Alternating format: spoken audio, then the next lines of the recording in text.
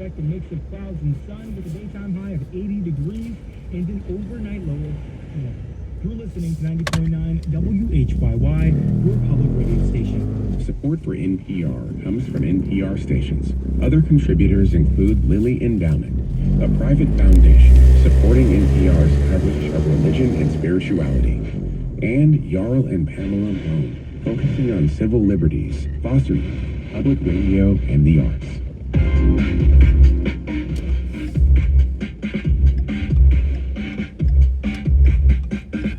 This is 1A. I'm Jen White.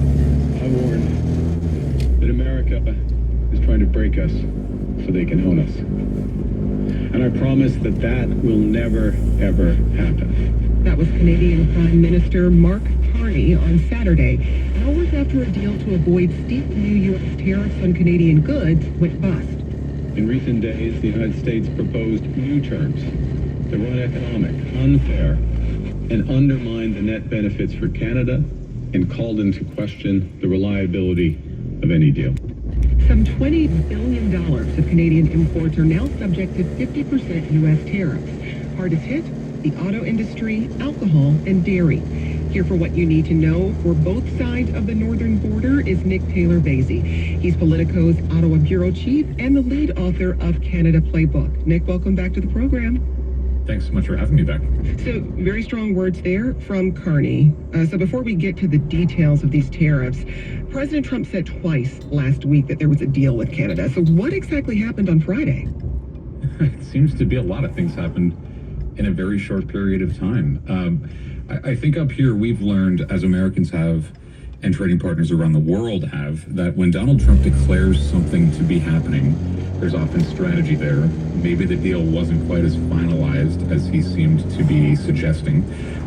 Although later in the week, both Canada-U.S. Trade Minister Dominic LeBlanc, Prime Minister Carney, and U.S. Trade Representative Jamieson Greer were all speaking that positively. So everybody kind of fell into the spell of, well, we're probably going to get something on Friday. And then, as we've seen reported over the weekend, and Prime Minister Carney said in some detail what went wrong, it seems to have been a number of things on a number of different irritants.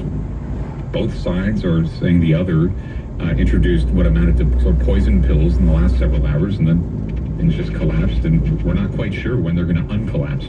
So tell us more about the tariffs. What exactly is affected?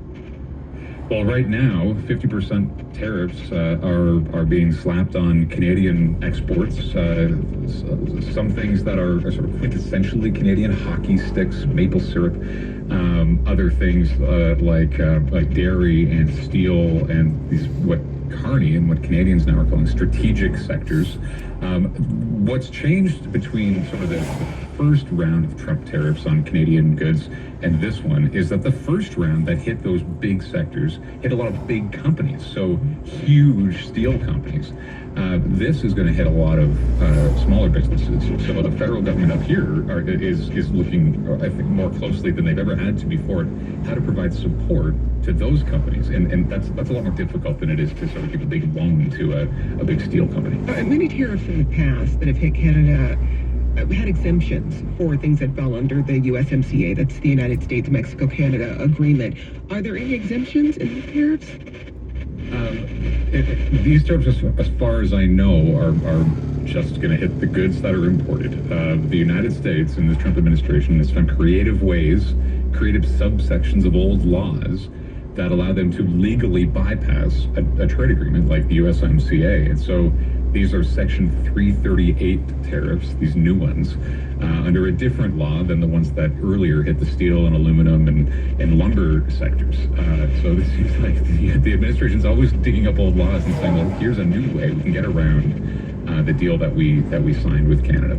Carney has promised retaliatory tariffs on the U.S. beginning September 8th. What details do we have about that so far? Well, so far we know that they're going to be retaliatory. So they're going to hit the sectors that the Americans are going after: steel, dairy. Carney also said that the Canadian side will target U.S. appliances, agricultural equipment, pulp and paper, and electronics. He promised details in the days to come about what that is going to actually mean, but September 8th is the deadline day there. We're talking to Nick Taylor-Vasey. He's Politico's Ottawa bureau chief and the lead author of Canada Playbook. We're talking about the escalating U.S.-Canadian trade war.